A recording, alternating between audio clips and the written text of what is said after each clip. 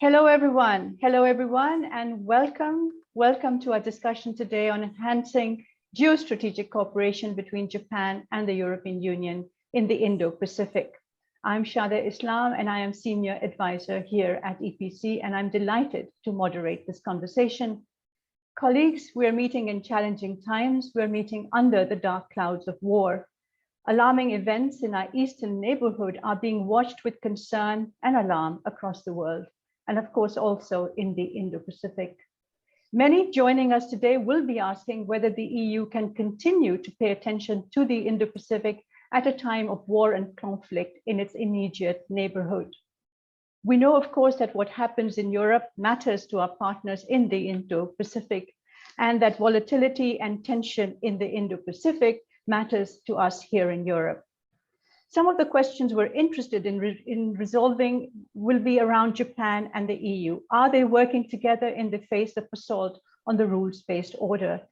I know that Japan has followed the European Union in imposing sanctions on Russia. Will that cooperation continue? Can we prioritize these challenges, perhaps among Japan and the EU, and agree on ways to share the burden? Finally, when we talk about Japan-EU cooperation, dear colleagues, we cannot ignore two elephants in the room, especially in the Indo-Pacific, and that's, of course, the United States and China, and the relationship between the two. Just some rules of the game. We are delighted to kick off the discussion with a keynote address by His Excellency Masaki Yasushi, Ambassador of Japan to the European Union. We're also delighted to welcome Mr. Gabriele Visentin, the EU Special Envoy for the Indo-Pacific. Both our keynote speakers have to leave right after their intervention, so you won't have chance to ask them questions, but we do have a panel discussion with a question and answer session that follows. Joining us are Shino Watanabe, Professor at Sophia University. We also have Anna Fotyga, member of the Committee on Foreign Affairs at the European Parliament, and Christian Wirth, Research Fellow at the Institute for Asian Studies at the German Institute for Global and Area Studies, GIGA. And as I said, after their interventions, I will engage in a bit of a conversation with them and then take questions from you, all of you participants. Please put your questions in the Q&A box. So without further ado, let me give the floor now to Ambassador Yasushi. Excellency, the screen is yours. Thank you very much, Shada. Good morning or good afternoon, good evening, everybody. And thank you very much for the EPC to organize this very timely webinar. Today's subject is the Indo-Pacific regional problem. And I agree with Shada that unfortunately actual situations will make us difficult to play up the importance of this issue, but still the Asian situation has not changed. Maybe that had been influenced very much by the Ukrainian crisis here. So before speaking on our positions on the Indo-Pacific policies, maybe I can say words on the most recent Ukrainian situations, of course, because this is a challenge to the international order based on the universal values and principles. So I think the international community, Japan, including Japan, have to handle with that with a firm determination, because that will be giving very big impact on the other regions, such as the Indo-Pacific or over the world. And our positions of the Ukraine crisis is very clear. We will never allow the Russian invasions or the unilateral change of borders, because that will destabilize, also to break the international order based on the rule of law, which have realized the peace and prosperity after the war. So that's why our government is very clear to condemn Russians' acts this time very strongly. This is an action which has violated the Ukrainian sovereignty and also territorial integrity, violated the international law. So that's why Japan is taking a very hard positions in coordinations with G7 partners, including the EU. And this morning, our Prime Minister was very clear to repeat these positions, also to announce our second step sanctions vis-a-vis Russia's actions very soon. Having said that, so let's be back to the subject of this morning. In spite of all these difficult situations, we welcome very much holding of the ministerial meeting of the Indo-Pacific regions hosted by the EU and also the French presidency 22 of this month in Paris this week. Our foreign minister unfortunately couldn't participate in it physically, but he has participated virtually. I think we have had a very good discussions and we have had a very good outcome of that. Maybe my colleague of European Union will complement my evaluation of that. This is a very timely meeting because in the Pacific regions has more than world populations. Not only for that, this is one of the most important engines of the world economy's growth. So the peace and stability of these regions really is directly linked to the peace and stability of the international world, including the EU. In spite of that, what we see now in these regions is not so pleasing or very alarming. I will take some examples of that. Piracies, illegal fisheries, or some countries' military provocations in the East China Sea or South China Sea by the Envoy of their ships, and even making military platform in the disputed areas. And also we can't forget continuous missile launchment by North Korea. So day by day, we will see all the provocations or efforts to change the status quo unilaterally by use of force or increasing the tensions in these regions. So more and more, the basic values or basic principles here in these regions are challenged day by day. And like other parts of the world, I think it's important to respect, to impose those basic values to all the countries, and to all the entities. And in addition to that, we see other very important and very worrying phenomena. Some countries, financially fragile, depends too much on one or two countries. And those countries are using such situations for their political purposes. There are many projects in these regions which are helped by third countries, but very often with very hard conditions or without any transparencies. We can see some examples where after several years, in spite of the political will of the receiving countries, very important infrastructures had been taken by the lenders or by the participating countries of the projects. It's not the interest, not only to that country, but to other parts of the regions.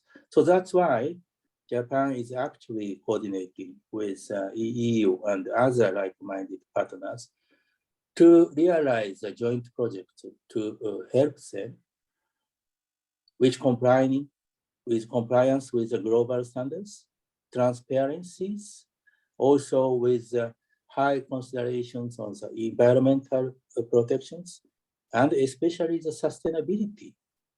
So that's why I think EU and Japan could work more on these issues. In this context, we welcome very much the recent EU initiative of Global Gateway. This has started from our joint initiative in the connectivity between Asia and the EU. So I hope that this new initiative, Global Gateway, will encourage more our joint efforts in our regions in the Pacific. And another big challenge now is related to the supply chain. After COVID, we have seen serious problems with the supply chains of medical equipments. And now we realize that we have many other sensitive products which have a very fragile supply chains. We should build up the secure supply chain with like-minded countries and regions for the sensitive products of such as chips or semiconductors.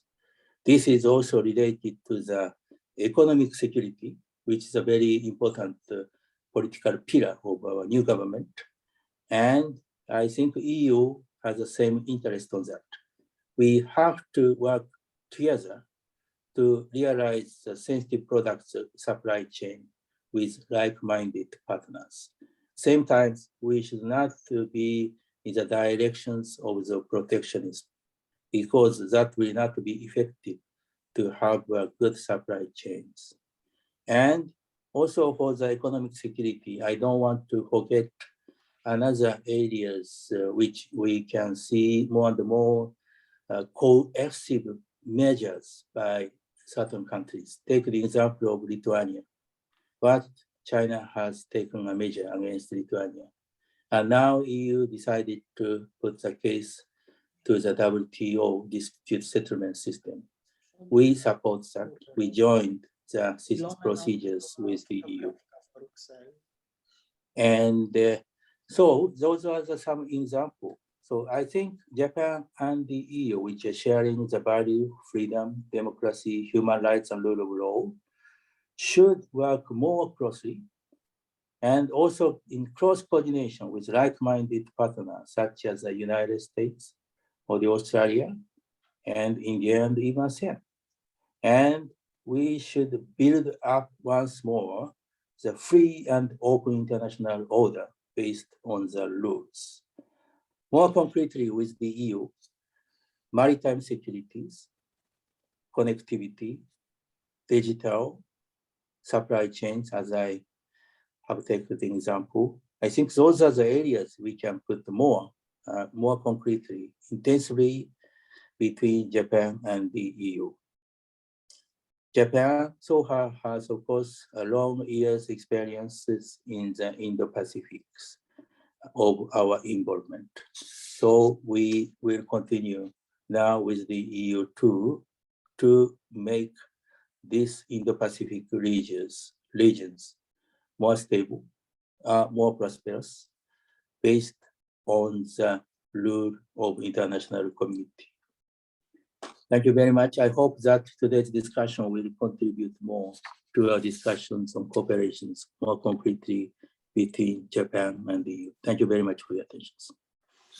Thank you very much indeed, Ambassador Masaki. So indeed, as you have said, Japan is not a newcomer to the Indo-Pacific by any means. I've been following the history of the Indo-Pacific for many, many decades now. And of course, your economic contribution has been enormous for the region, and something that we need to remember as we talk about China today or other countries in the region. Japan is a long-standing, very active economic player in the region. Thank you very much also for pointing out to all the ways that we can cooperate together, European Union and Japan. You've talked about maritime security. We will discuss this in the panel. Connectivity, of course. Japan has its own connectivity initiative, so does the EU now. Synergies should be possible and are possible. Digital partnership, of course, very important, and supply chains, as you said, especially for semiconductors, so vital for our economic and technological future. Thank you very much indeed, Ambassador. You've set the scene, as it were, for all the discussions we'll be having today. And of course, as you said, the assault on the rules-based order also requires coordination and cooperation among like-minded countries. So thank you again very much indeed. Gabriele Visentin, the EU's envoy for the Indo-Pacific, named, I think, in September last year, but already very active. And if I'm not mistaken, joining us now from Singapore. So welcome, Gabriele, and the screen is yours. Thanks a lot, Shada, and thanks to Ambassador Masaki above all, and to all the participants and to all the listeners today. Yes, indeed, I'm connected from Singapore, which I joined straight after the Paris forum, which Ambassador Masaki referred to. Now, as you said, all of our meetings today are overshadowed by what's happening in Ukraine. This is happening at the very border of the EU. I'm looking at Mrs. Fotyga, who I have the pleasure to know personally, above all in her capacity of former chairperson of the Security and Defense Subcommittee of the European Parliament. And I'm sure how much she should feel affected of what's happening on the border of her own home country. So all my support, not only to the Ukrainian people, but also to the Polish people who are really neighboring the Belarus and the Ukrainian borders. So allow me to consider the Polish citizens as European citizens in these dark hours, Mrs. Fotyga. I hope you can agree that we are all Europeans in these moments. So having said this, and I can only fully support what Ambassador Masaki said. So I will not be long on this, but I really have to start by reiterating the EU's position about what is happening in Ukraine, which is a total condemnation of an unjustified aggression and of a fully scaled military invasion. We are not talking anymore about targeted access to the Ukrainian territory. We are talking about a fully fledged war on the overall of the territory of Ukraine. So this is a total breach of international rules, total breach of the UN Charter to which both Russia and Ukraine subscribed. And as Ambassador Masaki said, the international community should unite in order not to allow unilateral changes of border. We have to stand united and fight on every possible way for the territorial integrity and sovereignty of sovereign states. This is why we extremely welcome the immediate action that was taken by Japan in coordination with what the EU did, because I would really like to underline that Japan followed or acted in coordination with the EU on both sanction packages, because we should remind that the EU reacted immediately already on the 22nd of February with the first package of sanctions when it seemed that the Russians would have limited themselves to enter into the breakaway regions.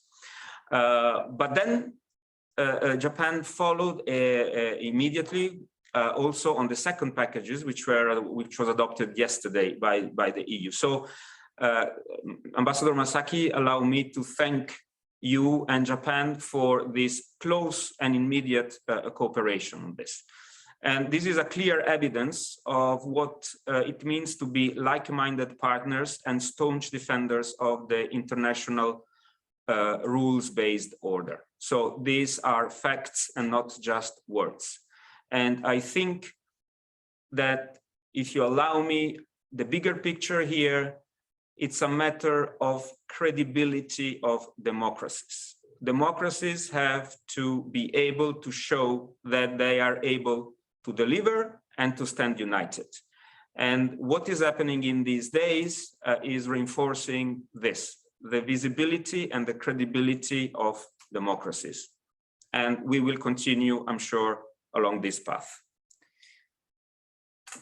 So, discussion today, I think that there is a clear link, as it was said by you, Shada, and by Ambassador Masaki, between what is happening in Europe and what and its implications for the Indo-Pacific. The international rules-based order is something which has to be preserved, protected all over the world. We see what happens if this is not the case. So obviously what is happening in Ukraine is heard, should be heard, and talks also here in Singapore and in the overall Indo-Pacific region. The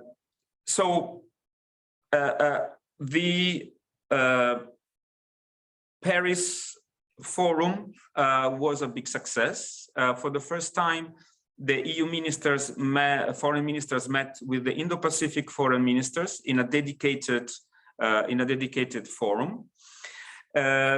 The Indo-Pacific ministers could witness the reaction to the Ukrainian crisis on the spot, because in the morning we had the Paris Ministerial Forum, and in the afternoon the EU foreign ministers got together for an informal meeting about Ukraine. So that was also a very good evidence of immediate and united reaction in the eyes of our Indo-Pacific partners. Again, a matter of credibility towards our partners.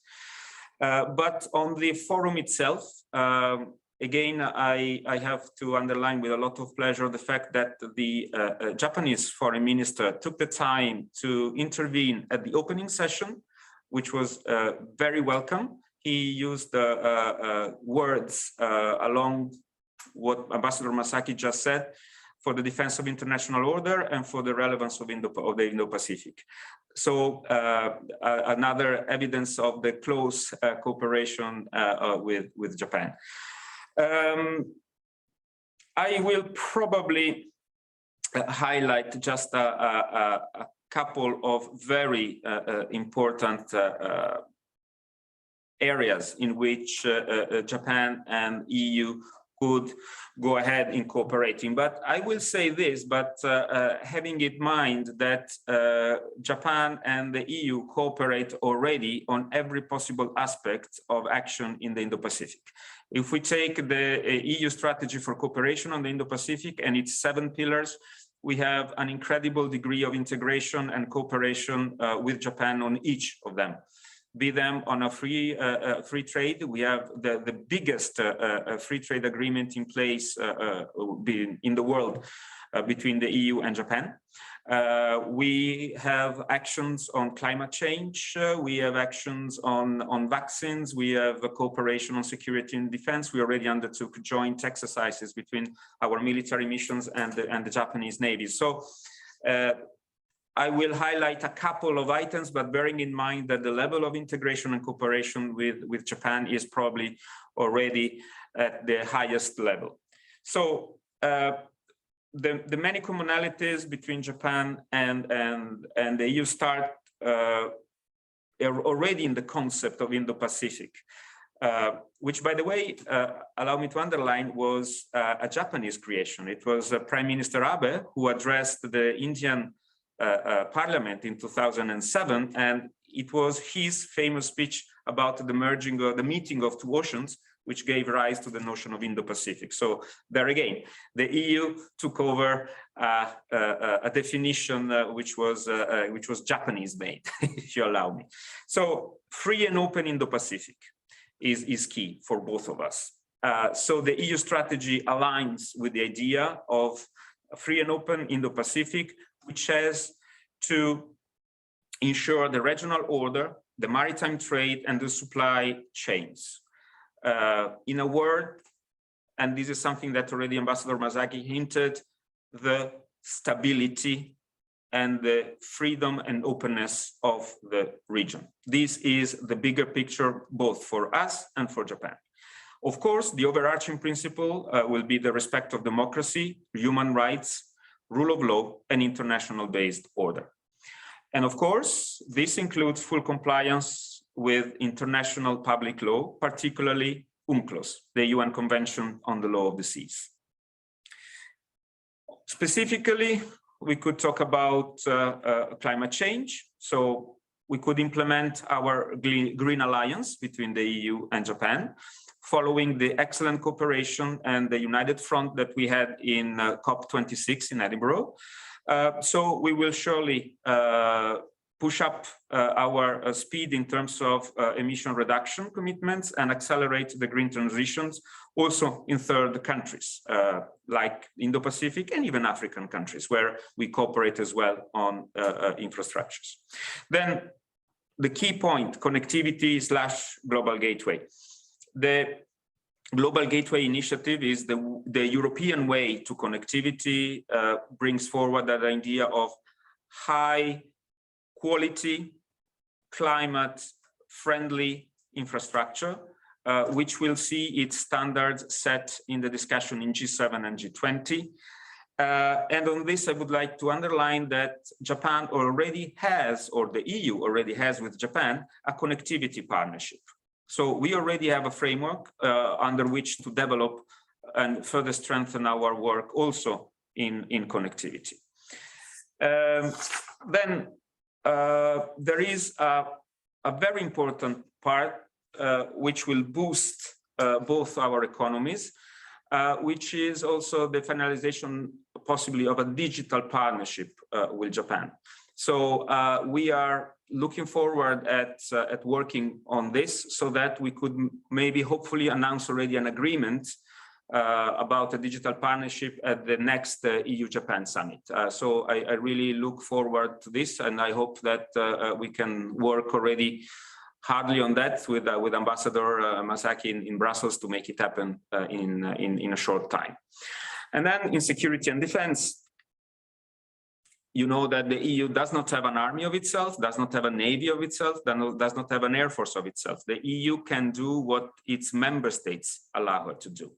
So still, we want to step up cooperation on maritime security. We want to increase the level of our joint naval exercises. With Japan, we already do, but we would like to do even more. But we want to do that with more navies in the area.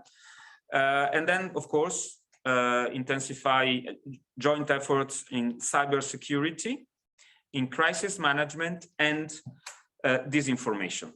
We have a great experience in addressing disinformation coming from the East with our task force on disinformation coming from Russia. We want to step up also our capacities for countering disinformation coming from China. I think this is what I wanted to say in general terms, but if you allow me, and I know I'm taking too much of your time, but just one more minute of patience. What is happening in Ukraine has also brought up the EU to reconsider its supply chains. And I wanted to talk about, above all, energy supply chain. And of course, the differentiation of supply chains in terms of gas. And I would like to thank Japan, because Japan was the first country to decide the redirection of what were to be Asian-bound liquefied gas shipments from Asia to the EU in order to reinforce our shift towards liquefied gas. This was followed by South Korea, and in the spirit of differentiation of sources of gas, we see this as a very promising way to ensure independence, lack of dependency of the EU from Russian gas. So I would like really to conclude my intervention by thanking Japan for being a real ally and partner and friend of the European Union on the spectrum of every possible spectrum of cooperation, from words to deeds, and even in redirecting liquefied gas to the European Union. So thank you very much, and sorry for having been very long, but I really had a lot of things to say. Thank you. Thank you very much, Mr. Visentin. Thank you very much indeed for a very complete overview, and also looking ahead to what is going to be a very challenging future in our own European neighborhood, but also, as you say, in the Indo-Pacific. And you've spoken, of course, about the different ways that Japan and the EU are working together. You can step it up further. The Green Alliance, working in Africa, I think there are some projects there that could be really useful in terms of synergies between the different connectivity projects. You've talked about a digital partnership at the next EU-Japan summit, and I think that's going to be an excellent idea. And also in the real life, cooperating on looking for diversification of gas resources, which are so important if we're going to come out of this COVID-19 and actually have a recovery. Because one of the things that really frightens me is that just as we're coming out, hopefully out of COVID-19, we now face a dramatic challenge in our eastern neighborhood. And as you said, both of you, I think working together for the rules-based order is going to be essential. whether it's in the Indo-Pacific or whether it's here in Europe, Gabriele, because we sometimes tend to overlook what's happening within our own borders, if you like. So thank you very much indeed, Ambassador Masaki-san and Gabriele. I know both of you are very busy. Singapore, I think it's evening now, so you probably need to get to some other meetings. And Masaki-san, thank you very much for joining us as well. So now, friends, we're into our panel discussion with Professor Watanabe, Ms. Anna Fotyga, and Christian Wirth joining us from Germany. We've heard a lot. We've heard a lot of promises. We've heard a lot of ambition. And we've also talked about the challenges in that neighborhood. And I think some of the challenges have been mentioned, but others are, of course, about whether we can really walk and talk at the same time. We are absolutely talking about different ways of stepping up our relationship, stepping up our partnership. But I have to say, it is also challenging in these very, very difficult times to be, when we are, in fact, focusing on a war, an actual assault, an offensive and conflict within European Union. So I'm going to talk to you first, Ms. Fotyga, because I think we need to discuss this. Can we actually have a foreign policy, an active, dynamic partnership in the Indo-Pacific when we are faced with such a huge challenge on our own borders, and which is, of course, distracting for our politicians, but also for our public opinion? So Anna, if I may, for about 5 minutes or so, please. Yeah. Thank you. Thank you, Madam Chair, Excellency, Ambassador, dear Mr. Visentin, and colleagues. My pleasure and privilege to participate in this discussion and this event. Yes, certainly, I spent almost 24 hours recently on monitoring closely and discussing situation on our eastern border, on the EU eastern border, although it is nothing new for me. Actually, it is very bitter time for me because I used to be really a person delivering very early warning, actually for 2 decades already, monitoring closely Russian policy and being very much concerned. Yet, as Mr. Visentin indicated, I'm not an alien to Indo-Pacific. To the contrary, in my earlier responsibilities, I was also very much focused, and I still very much focused on the region.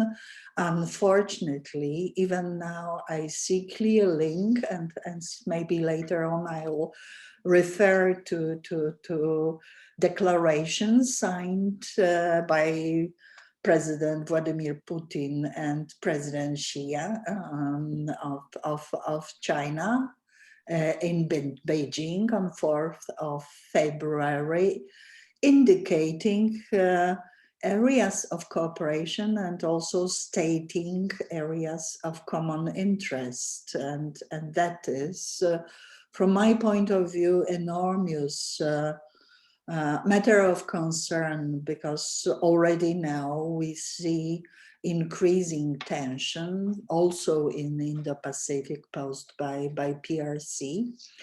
And what I'm afraid of is eventuality of using momentum coming out of Russian position in the UN Security Council now, because permanent member is always, but it is even higher now.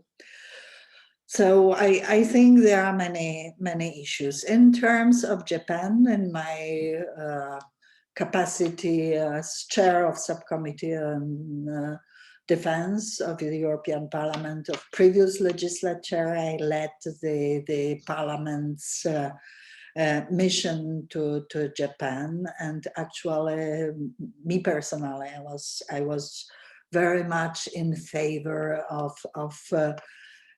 closer links between the EU and Japan. There is partly my personal, partly my, let's say, political camp tradition, because actually maybe it is not so much known, but it was huge assistance, Japanese assistance in our preparations to regain independence at the very beginning of the previous century, very beginning of previous century, and I had even family links to this. So I know very well Japanese policy also and global interests, including my region. So I think that we have many common interests, and in particular now. I think that security agenda, as followed by me and my colleagues in Shada and still in continuation, is extremely important. There is increasing role of the EU and higher and higher in the agenda, paying attention to maritime security and all aspects of maritime security. Unfortunately here, PRC, regardless to other issues, plays very detrimental and really important role, and I think that Japanese expertise in this aspect, being it threats to freedom of navigation in South China Sea, in East China Sea, in particular what happens around Taiwan and what can develop there. Hopefully we are able to prevent this, but it is also extremely tense situation. When we mention elephants in the room, in my opinion, it is much more Russia and China, because there is much more link between the threats to the east of the EU, our immediate vicinity of our eastern borders, and what happens with the important participation of PRC in Far East has many links to this. Therefore, closer cooperation between EU and Japan is necessary in many aspects. Ambassador mentioned supply chains, and that is extremely important.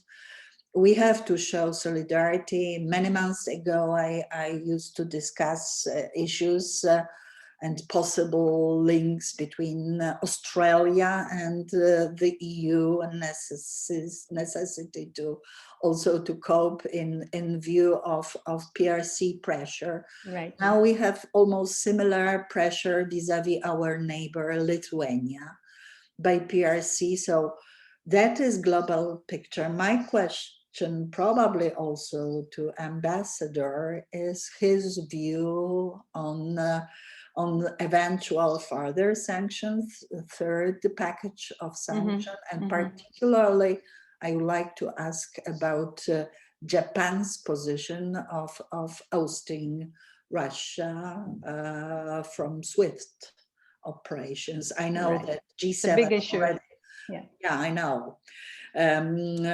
I understand that decisions concerning trading in yen were already taken in this respect, but my question is about SWIFT. Thank you. Thank you very much indeed, Ms. Fotyga, for your point of view on the similarities to the rules-based order challenges that we face, and obviously you're pointing also to the recent declaration between President Xi Jinping and President Putin, and that you've said causes you concern. So let's move on to Professor Watanabe now. And Professor, I was wondering, before you have your 3 to 4 minutes, I said 5 minutes, I meant 3 to 4 minutes, but in terms of Japanese public opinion, and which I'm sure you're monitoring at the moment, how high up is what's happening, if I may say it, in Eurasia compared to what's happening in the Indo-Pacific? Because we've got the Eurasian continent at the moment in a bit of stark turmoil, and the Indo-Pacific also facing volatility and challenges. So when you look at Japan, where exactly do you think the attention is from the public, if not the politicians? So first, I should answer your question, right? If you like, I mean, please give your intervention, and then you can answer that later on as well, if you like. I can briefly answer. I think now the Ukraine crisis is one of the most important topics, and every day, even like a few weeks ago, Japanese newspaper, the front story basically all about like Russia and Ukraine issues. And nowadays, like basically, we also understand that this issue is not something far away from Japan or far away from Indo-Pacific. In this globalization era, everything is connected, and particularly Russia has some kind of activity, is a kind of a beginning of the end of the Cold War era. So that kind of concerns basically we tend to share. So this is a really, really important issue, and we really closely monitor it. Right, and more about how do you see cooperation with the EU in the Indo-Pacific, because there has been this ministerial forum in Paris, not totally overshadowed by Russia-Ukraine challenges, but still very much high up on the agenda. So do you think the Indo-Pacific is still a very important, let's say, place of action, area of action, cooperation between Japan and the European Union? Yes, definitely. Indo-Pacific is a very important, yes. And where do you see this cooperation going? I mean, a number of areas have been talked about: supply chains, climate, green alliance, maritime security, digital. How would you describe the areas that you think are most, let's say, important when it comes to Japan working with the EU and vice versa? It's actually very difficult to pick up one because so many issues are relevant. As three excellent speeches focus on covering like both like a security issue as well as economic issue, and also like a climate change and so forth. But I actually was kind of preparing for a very short task, and it's about focusing on supply chain. So if it is okay, I would like to first share my kind of thought as a starting point of our discussion. And then first, I just want to talk about Japan's geostrategic environment a little bit. Actually, it is very, very complex, surrounded by challenging neighbors in different ways. For instance, China and North Korea and Russia. As for North Korea has launched at least 7 missiles this year, within 2 months, 7 missiles. That's a quite large number of it. And also now, as you know, Russia invaded Ukraine, and again, kind of a traditional Cold War type threat came out. And then China is, I would say, China or Japan's reliance on China on supply chain is one of the most biggest challenges that Japan needs to address in the foreseeable future. China is the second largest economy, and also China is the top trading partners for more than 120 countries. Of course, Japan is one of them. And if you look at the kind of data, I would say China accounted for 24% of Japan's total trade in 2020. And that's maybe the share would be somewhat similar for like the year 2021. But Japan is actually the second largest trading partner for China, but Japan's share of China's total trade is less than 7%. So you can see a kind of Japan's asymmetrical dependence, I would say, in terms of trade. And actually, this is not new. And even before the COVID-19 pandemic, this has been a kind of source of discussion in Japan.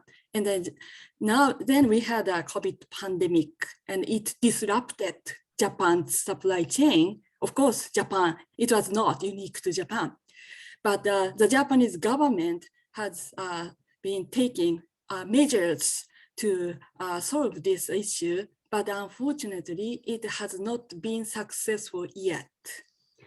And then there are a couple of reasons, but I would say even today, most popular destination, business destination for Japanese companies is China, even after we experienced the COVID pandemic. And there are several reasons that. First one is that already within China, high-level industrial cluster has been fully developed. So it's a kind of it's really difficult to replace the entire industrial cluster to some country elsewhere, I would say. And also, as you know, China is the first country to recover from the COVID pandemic economic kind of downturn. So China is one of the rare countries successfully getting over the crisis. And also, there are many potential alternative destinations for the Japanese companies, for instance, like Vietnam, or the Philippines, or Myanmar, or Thailand, among others. But unfortunately, those countries still suffer from COVID-19. And also, as in the case of Myanmar, the coup is a very issue. So in that sense, it's really hard for the Japanese business to relocate their production base from China to elsewhere in the short term. So that's one of the several reasons why. But another thing is that economic security and the traditional military security are a little bit different. I would say one of the qualitative differences is the main actor. The economic security, of course, the government plays an important role. At the same time, government needs cooperation from the business community. But when it comes to the military security, of course, the government is a primary actor. At the same time, the military is also another important actor. But usually, military activity is somewhat aligned with the government activity. They are kind of working with the same logic. So in that sense, economic security is quite different from the traditional security. And it's a little bit tricky for the government, not only the Japanese, but elsewhere, to ask the business community to follow the same kind of policy. And then nowadays, the Japanese current administration, the Kishida administration, is preparing a new economic security promotion legislation at this diet. And then one of the top priorities of this new legislation is to strengthen supply chain resilience of key strategic materials, such as semiconductors or pharmaceuticals, and also ingredients, and also like electronic EV batteries, and like other like critical minerals like rare earths. And these materials actually overlap with those identified in EU's industrial strategy, which was announced last May. So I think we have a lot of common, and just the supply chain is one of the excellent example. And then I think it's unrealistic for any country to make a complete full-fledged supply chain within one country. It does not necessarily mean that building supply chain across countries is vulnerable. especially when we can build a supply chain among like-minded partners or allies, which share a high level of trust. So in that sense, I think Japan and EU can work together, particularly in strengthening supply chain resilience. Mm-hmm. Thank you. Thank you very much, Professor. Those are very important points to raise about the asymmetrical economic dependency, as you said, trade dependency as well, and how business community has an agenda that is perhaps not at all, or sometimes not aligned with the government. And the importance of supply chain resilience, perhaps some area of cooperation between Japan and the EU there, though of course the technicalities of this is quite different because, as you said, this is dependent on private companies and businesses. But thank you very much. There is a question for you, but I will ask you that question later on. I'm going to turn now to Christian. So Christian, a lot of talk about hard security challenges. We've talked about now North Korea, we've talked about Japan, China, we've talked about all the different kind of hard security challenges that are in Eurasia, but also, of course, in the Indo-Pacific. But if I remember correctly, and I think we sometimes forget, one of the strengths of the European Union is its human security agenda, is its non-traditional security agenda. And do you think, Christian, that this is going to be sidelined, a little overshadowed as we move into what looks like being a very hard security dominated era? Your thoughts? Yes, indeed. I think there's always a risk for that because the hard security issues carry much more symbolism and are in a way much easier to address. And I think my main point or answer to your question would be that in any case, we shouldn't trade off traditional and non-traditional security issues against one another. And certainly it would be really deteriorating stability, international stability, if we looked at non-traditional security issues only in the context of traditional ones and how to further them. So my point is that we need to look at both of them. And I'd just like to make a brief remark on the traditional security area, because if we don't look at this question of international order proactively and with some view on historical developments, even within the last 30 or 40 years, and I agree here with Ms. Fotyga, who said she warned about what's happening in Ukraine a long time ago. I think we need to have this long-term perspective when it comes to East Asia as well and take things seriously. And if we just talk about some sort of a unifying, rules-based order that has been existing for 70 years, we might not see actually what the underlying drivers of the problems are. So here, I think just one point for me to make would be that when it comes to Indo-Pacific policies, it is imperative for Europe and also for Japan to look at ASEAN and key ASEAN member states for promoting their policies. Because if they're not, this will likely harden the traditional security problems, and we create a situation that becomes increasingly volatile, and we've seen that this is no good in Eastern Europe. When it comes to non-traditional security issues, I think, and they partially drive the traditional ones, I want to mention two issues that I think should be focused on. We've had several, all these policy issues on policy areas that have been mentioned by previous speakers, but there needs to be a focus. And I think two of them should be in the focus and can also be addressed in some ways rather easily. The first one is about the overfishing of the oceans.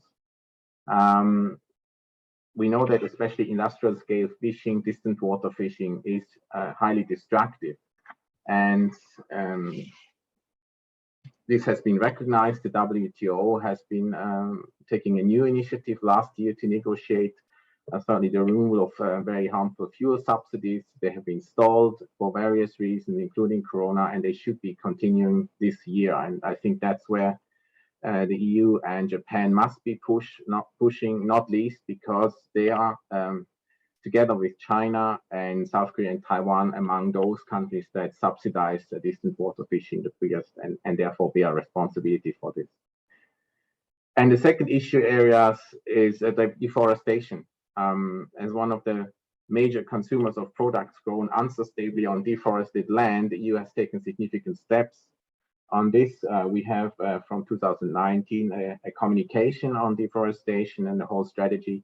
And just as the fishery issues, it has also been included in the economic partnership agreement with Japan in Article 16 to advance this. And I think these two issue areas should be priority for these highly developed countries with lots of consumers and would also help to bring more stability actually to the region.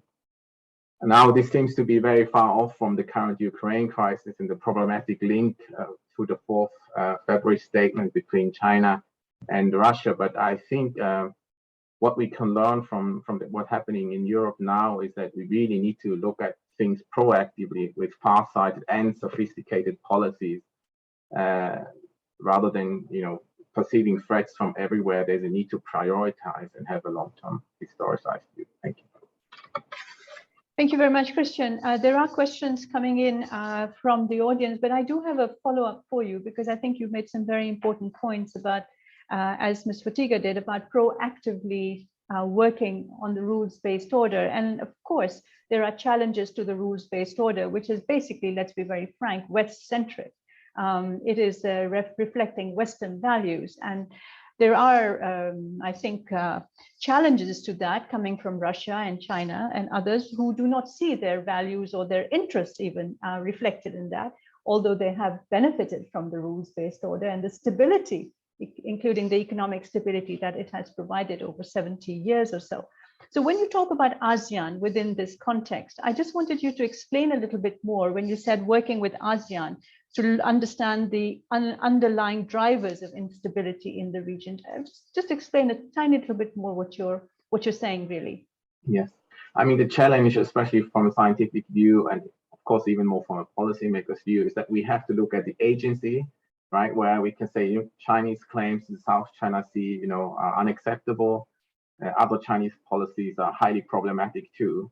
At the same time, however, if we really want to prevent these things to become more serious, we have to also look at the structural context in which Chinese leaders act and in which we act and how we can really address this. And that's where I think a more focus on Southeast Asia or stronger focus on Southeast Asia is very helpful, because you have, of course, in the first place, small countries who are most affected by Chinese policies, or in this case, the claims to South China Sea waters. At the same time, they have a, you know, and because they are Chinese neighbors of China, they have to have very sophisticated policies of how to address this. And in this context, European partners and Japan and other countries are welcome to constructively engage and in the region and be present. But the question is how they are being present. We hear lots of voices from Southeast Asia that say you're welcome, but you have to look at how you do this in order to not to make it worse. Because if we go there and do great power politics too, this might not really help, and we might really create what we actually try to avoid. Very much indeed. And of course, we have all heard ASEAN public opinion and policymakers saying the same thing to us in private and in public, actually. And it's interesting, isn't it, that the EU's Indo-Pacific strategy is aligned, let's say, at least on paper, with the ASEAN outlook on the Indo-Pacific set 3 years ago. So thank you very much for that. And let me just take, there are 2 questions here already, but I would, we have 15 minutes for questions and answers. So to participants, please don't hesitate to put sharp, quick questions on in the Q&A box. So question to all panelists from Emily Steiger: which opportunities do you see for the EU-Japanese relationship, considering the Global Gateway Initiative of the EU? And from Akira Jago, how would, yes, this is to you, Professor Watanabe, because you talked about China-Japan economic, or Japan's economic dependency on China. And it said, how will this affect or is affecting Japanese foreign policy posturing in the event of a crisis in this cross-strait crisis? This is from Akira Jago. More questions are welcome. So let's start with the first one about Global Gateway. Perhaps Ms. Fotyga, you would like to give some ideas on this? Please unmute yourself. Global Gateway is a huge project still under debates and consideration. From my point of view, and that is my area, focusing on security and foreign affairs, it is a project that is able to link of course, important parts of the world, but surely like-minded societies and countries, and really working to the benefit of all that are in the spirit of freedom, of trade and cooperation, without political coercion or intimidation, as we know with other big projects, in particular led by PRC. So I think it is a real prospect for achieving more. And maybe one remark, one additional remark. I think that within the EU, we do not focus on just warning about threats. To the contrary, we have many possibilities to create positive developments. Yes, of course, sometimes having in mind the competition with other dangerous initiatives. Thank you. Ms. Fotyga, thank you very much for that. And of course, the EU's Global Gateway and what Ambassador Masaki said as well is about higher norms and standards when it comes to accountability, transparency, also fiscal standards, etc. But you may have talked to some of our African colleagues, and we may have talked to some Asians who are actually working very actively with China on the Belt and Road. And their assessment is a little different. They see that China is more aligned with their interests, with their way of conducting business, with their aspirations, and that meeting all these high standards. And I'm just reflecting what I hear as a think tanker all the time from colleagues, that Europe's standards are possibly too high, and that would make it very difficult for them to work with the EU's Global Gateway. So I was just wondering what you would say to these colleagues.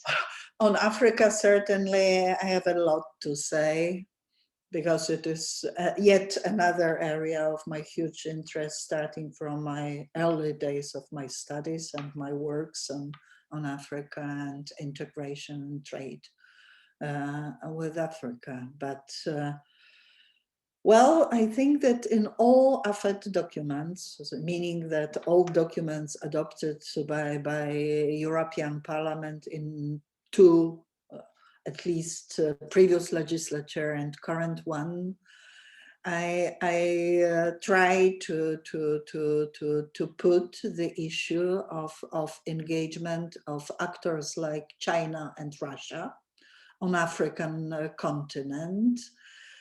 Well, certainly we do not use methods used by both players. That we do not have time to elaborate. Those methods are well known, and certainly in some areas, maybe not so much visible, but certainly quite dangerous, not from the competition point of view, but from the point of view of real development of Africa. We have COVID exacerbated the situation there, and surely the situation has been used or misused, if you will, by both players there. There are, I wouldn't deny, there are positive outcomes as well, but certainly we have to engage much more in order to compete, and I'm quite sure that in longer term our methods are to prevail. Thank you very much for that, and the conversation can continue, of course, in later panels. Professor Watanabe, about how this asymmetrical economic dependency creates tensions in the foreign policy paradigm. Yes, thank you very much. This is a very important question. And if the cross-strait crisis happens, definitely it will affect negatively on Japan's economy in two ways. First, as I mentioned, Japan's supply chain at this moment significantly depends on China, the PRC. So the Japan's trade with China might be cut, and then Japan has a serious problem. At the same time, cross-strait relations crisis means like both sides, not only PRC but also Taiwan. And as you know, perhaps even with like European country, but Japan has been heavily dependent on semiconductors from Taiwan. TSMC is a high-level cutting-edge semiconductor that's kind of really hard to substitute by any other companies. So in this sense, like Japan will affect negatively in both ways. Having said that, at this moment, I don't think it is realistic for China to wage kind of a full-scale invasion into Taiwan and upgrade a kind of cross-strait crisis at this moment. I don't think it's realistic at this moment. What China wants is to peacefully unify Taiwan. So using military force is a kind of a last option unless Taiwan itself declare independence for some reason. So at this moment, but at the same time, now that we have the Russian invasion into Ukraine crisis, I think it is a very critical moment that definitely China is closely monitoring how the international community respond to Russia's invasion, and then how much impact economic sanctions will have, because usually for major like Western countries and also Japan, US, it is unrealistic to first use like a military force to retaliate against Russia's invasion. So like we basically have to rely on economic means to show our unwillingness. So like I think it's really important for us to make effective use of economic sanctions, even vis-a-vis China's policy toward Taiwan. It is somewhat connected.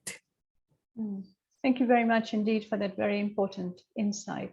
Christian, coming to you, first of all, if you have any comments on what you've heard from Fotyga and Professor Watanabe, but then a question for you also in terms of the economic integration taking place in the Indo-Pacific. We've talked about volatile political and security landscape, but we do see the RCEP, a regional cooperation for economic partnership, which is 15 nations coming together, including Japan and China with Australia. So India not part of it. But so there is this kind of, let's say, paradox, if you like, where we have constant challenges, assertive behavior by partners, illegal fishing, as you said, worsening tensions that exist. But you also have RCEP, and you also have CPTPP, which is the Japanese-led initiative to revive the defunct TPP. So how do you compare, and what is the narrative behind this paradox in the Indo-Pacific? Yes, indeed. I mean, this is interesting, despite all the difficult political relationships, as Professor Watanabe also mentioned, we have a still deepening economic interdependence, which of course creates frictions and potential problems and opportunities to politicize or weaponize trade, as it's being said. But it's what seems to be somewhat contradictory developments has to be probably seen from a more historicized perspective. And if we look at how the regional order has been changing since, of course, the fall of the Soviet Union and then the economic rise of China is really stunning and enormous. And this is part of that development where regional leaders have tried to kind of find a way or construct a Cold War regional order, and they have been struggling because of their own past, especially the Chinese leadership and Tiananmen, of course, as a turning point, but also other regional leaders have been struggling, against the domestic opposition from conservative domestic audiences. And of course, the US has also been very wary of, potential Asian bloc emerging similar to the European Union and not really being supportive. And that's why we are at this point where we have these very contradictory moves, where there's a lot of fear about China, justified mostly, but at the same time, this fear also stems from the fact that it's very unclear where the region is moving in terms of order, and new visions have really been scarce and difficult to come up with.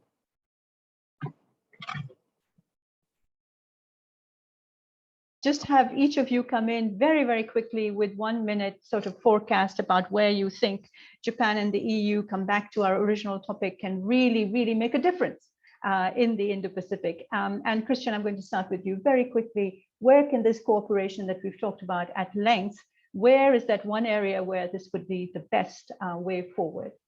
Christian.